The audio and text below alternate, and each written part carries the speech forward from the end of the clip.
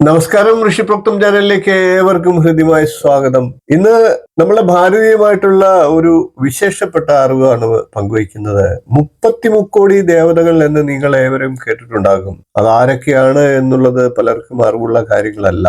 ആ ഒരു അതിവിശേഷപ്പെട്ട അറിവിനെയാണ് നാം ഈ വീഡിയോയിലൂടെ പങ്കുവയ്ക്കുന്നത്. 33 ദേവതകൾ ആരൊക്കെയാണ് എന്ന് നമുക്ക് നോക്കാം. 33 ദേവതകൾ എന്നാൽ 33 കോടി എന്നാണ് പലരും ധരിച്ചു വച്ചിരിക്കുന്നത്. ഇത് ശരിയല്ല. ഇവിടെ കോടി എന്ന വാക്കിന്റെ അർത്ഥം തരം അഥവാ ഗണം എന്നൊക്കെയാണ്. അതായത് 33 കോടി ദേവതകൾ എന്നാൽ 33 തരത്തിലുള്ള ദേവതകൾ എന്നാണ് അർത്ഥം. നമുക്ക് ഇനി 33 തരത്തിൽപ്പെടുന്ന ദേവതകൾ ആരൊക്കെയാണ് എന്ന് നോക്കാം.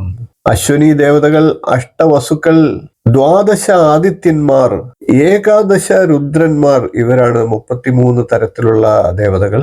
അതായത് അശ്വനി ദേവതകൾ എന്ന് പറയുന്നത് 2 പേരാണ്, അഷ്ടവസുക്കൾ എന്നത് 8 പേരാണ്, അങ്ങനെ 10 പേരായി. അതോടൊപ്പം 12 ആദിത്യന്മാർ എന്ന് പറയുന്നത് 12 പേരായി, അങ്ങനെ 22 പേര്. കൂടാതെ ഏകാദശ രുദ്രന്മാർ, അതായത് 11 രുദ്രന്മാർ, അങ്ങനെ 22ഉം 11ഉം 33 തരത്തിലുള്ള ദേവതകളായി. നമുക്കിനി ഇതിന്റെ വിശദമായിട്ടുള്ള ദേവതകളുടെ പേരുകളൊന്ന് പറഞ്ഞു പോകാം.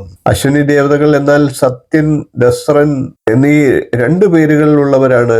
ഇവർ രണ്ടുപേരും സൂര്യന് സപ്ഞാദേവിയിൽ ജനിച്ച മക്കളാണ്.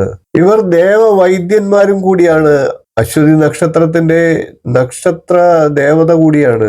ഇനി അഷ്ടവസുക്കൾ ആരൊക്കെയാണ് എന്ന് നമുക്ക് പരിചയപ്പെടാം. ഇവർ ധർമ്മദേവന് ദക്ഷപുത്രിയായിട്ടുള്ള വസുവിൽ ജനിച്ചതാണ് എന്നൊരു കഥയുണ്ട്. എന്നാൽ കശ്യപ പ്രജാപതിക്ക് അതിഥിയിൽ ഉണ്ടായ പുത്രന്മാരാണ് എന്ന് മറ്റൊരു പക്ഷവുമുണ്ട്. നമുക്കിനി ഇവരുടെ പേരുകൾ പറയാം.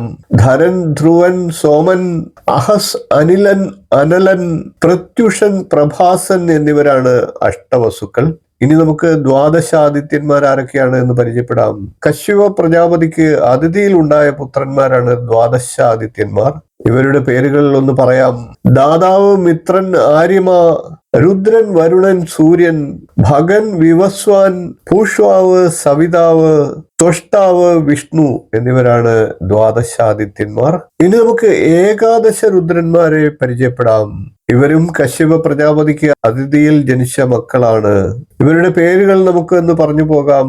അജൈകപാത്, അഹിർബുദ്നൻ, വിരൂപാക്ഷൻ, സുരേശ്വരൻ, ജയന്തൻ, ബഹുരൂപൻ, അപരാജിതൻ, ത്രംബകൻ, ഹരൻ, സാവിത്രൻ, വൈവസ്വതൻ എന്നിവരാണ് ഏകാദശ രുദ്രന്മാർ. 33 കോടി എന്ന് പറയുന്നത് 33 ലക്ഷം എന്നല്ല അർത്ഥം എന്ന് നിങ്ങൾക്ക് മനസ്സിലായി കാണുമെന്ന് വിശ്വസിക്കുന്നു. കോടി എന്നത് തരമാണ്, അതായത് വിഭാഗമാണ്, ഗണമാണ് എന്നൊക്കെ നമുക്ക് പറയാം. അങ്ങനെ 33 തരത്തിലുള്ള ദേവതകളാണ്, അവരുടെ പേരുകളാണ് നാം പരിചയപ്പെട്ടത്. വിഷയം നിങ്ങൾക്ക് ഇഷ്ടപ്പെട്ടിട്ടുണ്ടാകുമെന്ന് പ്രതീക്ഷിക്കുന്നു. വീഡിയോ ഇഷ്ടപ്പെട്ടുവെങ്കിൽ ഒന്ന് ലൈക്ക് ചെയ്യുക, ഷെയർ ചെയ്യുക, ചാനലൊന്ന് സബ്സ്ക്രൈബ് ചെയ്യുക. നിങ്ങളുടെ അഭിപ്രായം കമന്റായിട്ട് അറിയിക്കുക. ഇനിയും ഇതുപോലുള്ള നല്ല നല്ല വിഷയങ്ങളുമായി നമുക്ക് വീണ്ടും കാണാം. നന്ദി, നമസ്കാരം, ശുഭദിനം.